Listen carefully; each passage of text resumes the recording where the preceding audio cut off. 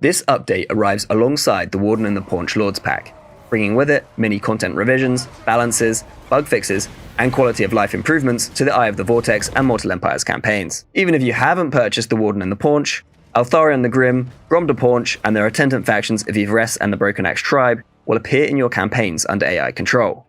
The big news is the long-awaited Greenskins rework. The old War mechanics, where a Greenskins army would hit peak fightiness and spawn a second AI-controlled companion army, are gone for good. A War is now a huge faction-wide event, which mirrors those of Legend. A War is now something players can strategize and plan around, where expertise nets you bigger rewards, the bigger the challenge. You now have full control over all aspects of the War. There's so much, we've made a playlist of our favorite rework videos and slapped it in the description, so check it out if you want to know more. We've also reworked a ton of mechanics such as ammo consumption for volley and burst fire weapons, as well as legendary lord characteristics. But we always want to deliver you those more subtle quality of life changes as well. Drop us a comment if you have an idea for a small tweak that will have a large positive impact for Total War Warhammer 2 players. And if you don't have an idea, drop us a comment anyway, it helps us make more videos like this. As usual, we've spruced up the Mortal Empires map, this time with a Badlands flavoured update. 4 new Skaven factions have appeared in the world, Clan Vulcan have emerged from their warrens beneath Fire Mountain and now control parts of the eastern Badlands, Clan Ferric have claimed parts of the Zufbar province, Clan Spittle can be found in Festa Spike, the region of the Grey Mountains previously known as Grimhold, and Clan Creepers have been dispatched by their masters Clan Eshin in pursuit of a certain Warpstone meteorite.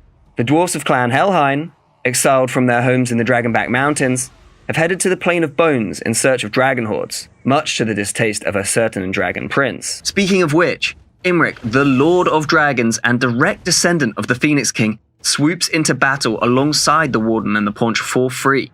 You should definitely check out Codyborn's Guide to Imric if you want to know more. I've linked it, as well as Imric's Steam page, in the description below.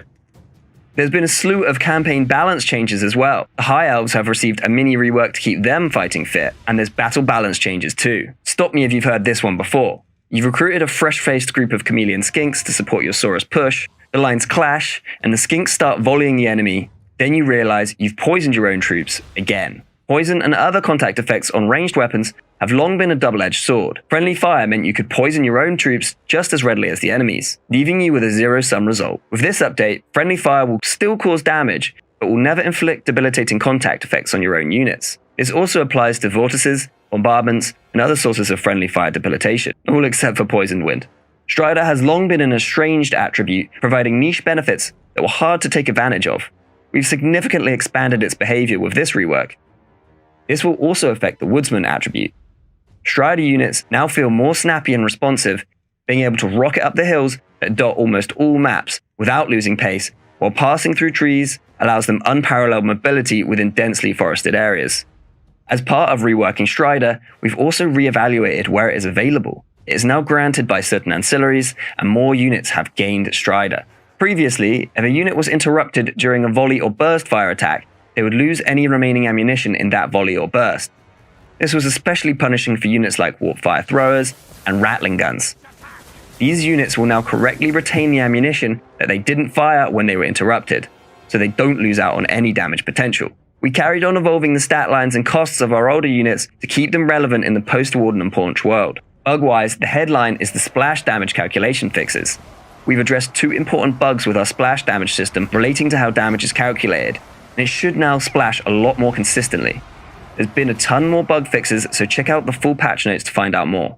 Similarly, projectile short-range spell damage reliability should go up significantly, thanks to additional bug fixes. We rebalanced quite a few spells and abilities whilst we were at it. Finally, we recently ran an experimental beta called the Proving Grounds to test some more extreme changes to in-game systems and mechanics without affecting the main game. We've implemented a few minor changes based on our learnings from beta feedback and may look at implementing more in the future, so thanks for participating, and thanks for watching. We'll see you all next time.